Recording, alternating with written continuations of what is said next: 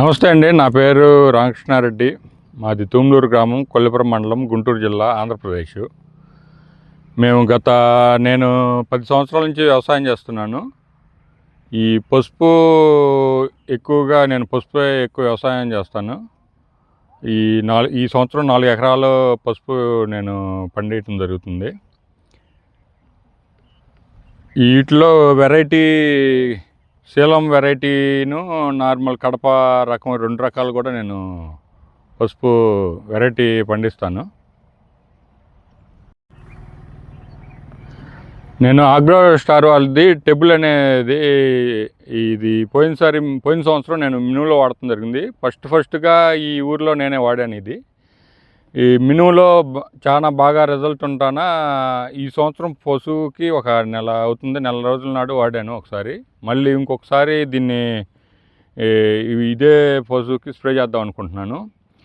ఈ టెబుల్ అనేది దీంట్లో సల్ఫర్ ఉండటం వల్ల పేనుబంక రాకుండా మినువులో బాగా తోడ్పడింది.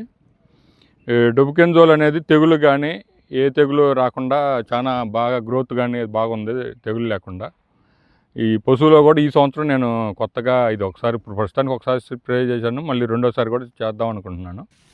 మినువులు అయితే ప్రతిసారి కంపల్సరీగా ఇది స్ప్రే చేస్తున్నాను. ఈ టెబుల్ ఇది వాడటం వల్ల మినువులో ఎక్కువ రంగు కానీ గ్రోత్ కానీ బాగా ఉంది. పసుపులో అయితే పై తెగులు అనేది రాకుండా అరికడుతుంది ఇది.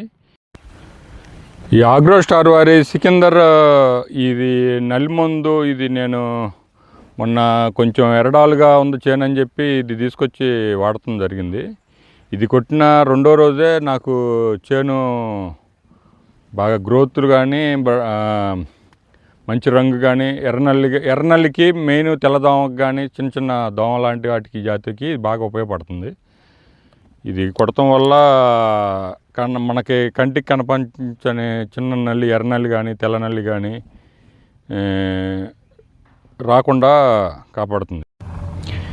ఈ సికిందర్ అనేది పసుపుకే కాకుండా అరటిలో కూడా స్ప్రే చేస్తాను. ఇది పొండాకు అనుకుంటారు కానీ నల్లి మూలకానే అరటిలో పొండాకు రావటం జరిగింది. నేను గమనించుతున్నాను. ఈ సికిందర్ వాడినాక ఆకులు కూడా కొత్త ఆటికి రాకుండా, నల్లి కొత్త ఆకుల మీదకి రాకుండా ఇదయ్యి మంచి రంగు కానీ బాగా తెగుళ్ళు కానీ తట్టుకుంటుంది.